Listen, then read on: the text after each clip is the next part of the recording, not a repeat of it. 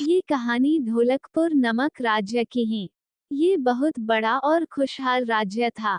यहाँ के राजा दीनानाथ थे। दीनानाथ बहुत धनवान, दानवीर दयालु राजा थे। उनके पास किसी चीज की कोई कमी नहीं थी। कमी थी तो केवल एक चीज की, राजा रानी की कोई भी संतान नहीं थी। इस कारण से हमेशा वे दोनों उदास रहा करते थे। रानी हमेशा रोती और राजा से कहती, मैंने ऐसा क्या किया कि मुझे भगवान ने संतान नहीं दी? मुझे लगता है मुझ में ही कुछ कमी है। ऐसा मत कहो सावित्री, भगवान सब ठीक करेगा। एक बहुत बड़े विद्वान साधु महाराज राजा के दरबार में भिक्षा मांगने आता है और राजा से कहता है, हे राजन, हमने सुना था कि तुम बहुत धनवान, दयालु और दानवीर राजा हो। इसीलिए हम तुम्हारे पास आए हैं।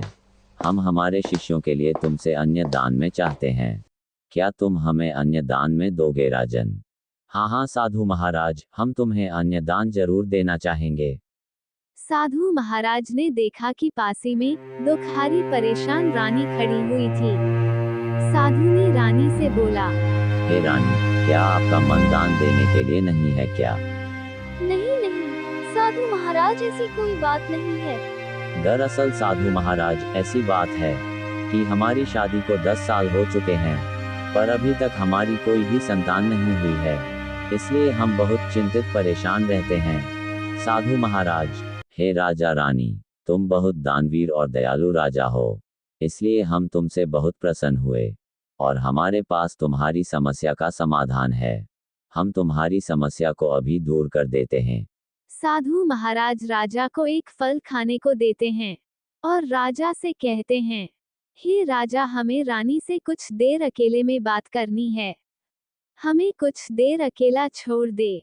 जैसी आपकी आज्ञा साधु महाराज। अब साधु महाराज और रानी बात करने के लिए अकेले में चले जाते हैं और साधु महाराज रानी से कहते हैं, हे रानी, तुम्हें जो बच्चा होगा वह कोई आम बच्चा नहीं होगा। वह एक ताकतवर, जादुई बच्चा होगा और वह बच्चा जो भी बोलेगा वैसा ही हो जाएगा। इधर साधु और रानी की बातें एक नौकरानी चुपके से सुन रही थी। अच्छा जी, इनकी यह बात चल रही है। साधु रानी को एक जादुई मटका देता है और कहता है, हे रानी, यहाँ एक जादुई मटका है। इसे तुम्हें संभाल के रखना है। इसमें तुम्हारे बच्चे का भूत, भविष्य, वर्तमान काल सब कुछ दिखाई देगा। अच्छा जी, तो फिर इस जादुई मटके को भी चुराना पड़ेगा। देखती हूँ कि रानी इसे कहाँ रखती है। ठीक है साधु महाराज, मैं इसको संभाल के रखूंगी। रानी उस मटके को ले जाकर संभाल कर एक बड़ी सी पेटी के अंदर रख देती है। अच्छा जी, रानी ने यहाँ रखा है मटके को। अब कुछ महीने गुजर जाने के बाद रानी को एक सुंदर सुशील लड़का होता है, जिससे राजमहल और राज्य में खुशियों का माहौल बन जाता है। और राजा सेनापति से कहता है कि सेनापति, राज्य में चारों तरफ मिठाइयाँ बंटवा दी जाए, वस्त्र एवं अन्य दान दिया जाए।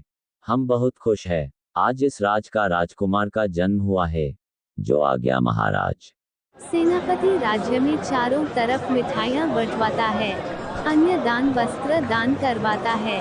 अब धीरे धीरे कुछ दिन बीतने लगते हैं और बच्चा बड़ा होने लगता है। नौकरानी रानी के बच्चों को संभालने में मदद करती थी और वह रोज अपने शाही बगीचे में तीनों घूमने टहलने को जाया करते। नौकरानी सोचती है कि अब बच्चा भी काफी बड़ा हो गया है, यही वक्त है सही इसे चुराने का। अब नौकरानी अपने साथी के साथ बच्चे को चुराने का प्लान बनाती है। नौकरानी अपने साथी से कहती है कि अरे खड़क सिंह, बच्चों को चुराने का सही टाइम आ गया है। अपन बच्चों को चुरा लेते हैं, अपन बहुत माला माल हो जाएंगे, अपने पास पैसे ही पैसा होगा। अच्छा जी, सच में, लेकिन मुझे बहुत डर लग रहा है, कहीं महाराज को पता ना चल जाए। अरे तुम चिंता मत करो, महाराज को पता नहीं चलेगा। मैंने सब प्लान बना रखा है। तुम मेरी बात ध्यान से सुनो। जब हम तीनों सुबह शाही बगीचे में घूमने आएंगे तो तुम बगीचे में आ जाना। मैं रानी को अपनी बातों में उलझाकर रखूंगी।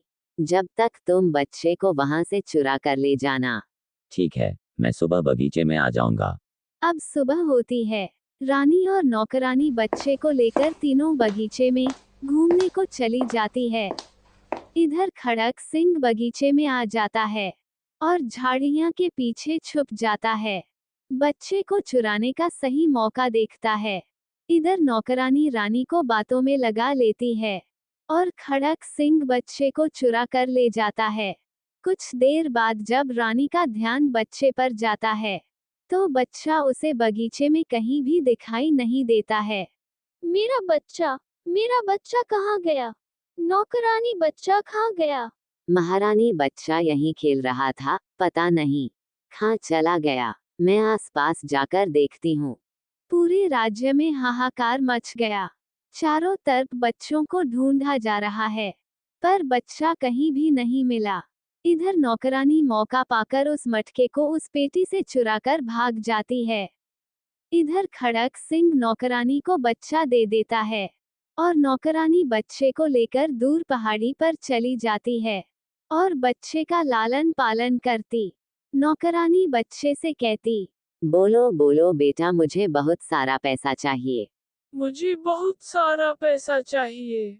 महल चाहिए, सोना चांदी चाहिए। बच्चा जैसा बोलता जाता वैसा ही होता जाता। सोना चांदी महल सब कुछ आ जाता है। अब नौकरानी के पास बहुत सारे पैसे, सोना चांदी महल सब कुछ आ जाता है। इधर राजा रानी लड़के की याद में चिंतती परेशान रहने लगे। नौकरानी ने बच्चे से बोल रखा था कि तुम्हारे माता पिता सब कुछ मर गए, मैं ही तुम्हारी सब कुछ हूँ। अब धीरे धीरे बच्चा बड़ा होने लगा। वह नौकरानी से पूछता है कि मेरे माता पिता की मृत्यु कैसे हुई है, मुझे बताओ। नौकरानी बच्चों से कहती है, तुम ज्यादा दिमाग मत चलाओ, तुम बस इतना याद रखो, तुम्हारे माता पिता की मृत्यु हो गई है। बस ज्यादा बोलोगे तो तुम्हें खाना पीना नहीं दिया जाएगा, समझे? और वो वहां से चली जाती है और पेटी में से जादुई मटके को निकालती हैं और मटके में देखती हैं कि राजा रानी इस वक्त क्या कर रहे हैं। वह देखती है कि राजा रानी अपने बेटे की याद में चिंतित परेशान रहते हैं और रानी हमेशा रोती रहती है। ये देखकर नौकरानी को बहुत खुशी होती है और वह हंसती रहती नौकरानी को ये सब करते हुए बच्चा चुपके से देख लेता है और नौकरानी ने उसे बच्चे को देखते हुए देख लिया था और नौकरानी बच्चे से कहती है, तुम क्या देख रहे हो? अगर तुम दोबारा इस कमरे के आसपास भी दिखाई दिए ना, तो मैं तुम्हारी टांगे तोड़ दूंगी और खाना पीना भी नहीं दूंगी, समझे? भागो यहाँ से अब। ठीक है, मैं अब यहाँ नहीं आऊंगा। और वह वहां से चला जाता है और एक पेड़ की तरह बैठकर सोचता है कि आखिर इस मटके में क्या होगा? किसी दिन मौका देखकर उसे देखना होगा। एक दिन नौकरानी किसी काम से बाहर गई थी तो बच्चा मौका देखकर उस कमरे में चला जाता है और मटके को निकालकर मटके से कहता है, हे जादुई मटके, मुझे बताओ कि मेरे माता पिता की मृत्यु कैसे हुई है। जादुई मटका बच्चे को दिखाता है कि उसके माता पिता की मृत्यु नहीं हुई है और उसके माता पिता अभी जिंदा हैं। और कहाँ है? और वो ढोलकपुर के राजा हैं। बच्चा ये सब देखकर बहुत खुश होता है और नौकरानी पर बहुत गुस्सा होता है। नौकरानी जब घर आती है, बच्चा उससे कहता है, तुमने मुझे चुराया है, तुमने मुझे मेरे माता पिता से दूर किया है। मैं तुम्हें बिल्ली बना दूंगा। बच्चा उसे पत्थर की बिल्ली बना देता है। बच्चा जादुई मटके को और पत्थर की बिल्ली को अपने साथ लेकर ढोलकपुर राज्य की ओर पैदल निकल जाता है। कुछ देर चलने के बाद वह ढोलकपुर राज्य पहुंच जाता है। राजमहल में जाकर राजा रानी से वो कहने लगता है कि मैं ही तुम्हारा खोया हुआ बैठा हूँ पिताजी। तुम हमारे बेटे कैसे हो सकते हो? हमारा बेटा तो बहुत वक्त पहले ही खो गया था। पता नहीं वह अब जिंदा भी है कि नहीं। तुम हमारे बच्चे हो तो साबित करो कि तुम हमारे बेटे हो। कुछ सबूत है तुम्हारे पास? मेरे पास सबूत है। माता जी, आपको याद है, आपको ये जादुई मटका ऋषि ने दिया था। हाँ याद है मुझे, पर तुम्हारे पास ये जादुई मटका कहाँ से आया? माता जी, मुझे अपने घर जो नौकरानी काम करती थी, उसने मुझे चुरा लिया था। और वह नौकरानी यह है, मैंने इसे पत्थर की बिल्ली बना दिया माता जी। बच्चा उस पत्थर की बिल्ली को वापस इंसानी रूप में बना देता है।